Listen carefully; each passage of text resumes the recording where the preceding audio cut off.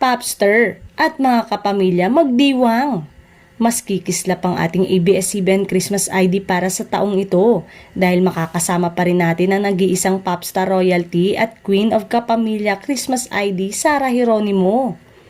Abangan siya at ang iba pang malalaking bituin na aawit at magpapakita sa naturang Christmas ID ngayong December 2. Hindi nga umano magiging kumpleto ang station ID ng ABS-CBN kung wala ang popstar royalty na si Sarah Geronimo. Sa kanyang kahanga-hanga at dynamic na vocal power at nakakaakit na personalidad, si Sarah Geronimo ay naging isa sa mga pinaka-maimpluwensyang idolo sa lokal at sa buong mundo. Kaya naman, walang sorpresa kung bakit naging isa siya sa mga nangungunang kapamilya artist na napiling mag-interpret ng mayorya ng mga Christmas anthem ng ABS-CBN na pinalabas siya sa taunang tradisyon. Samantalang, dahil dito ay natuldukan na rin ang isyong lilipat ang singer-actress sa Kapuso Network.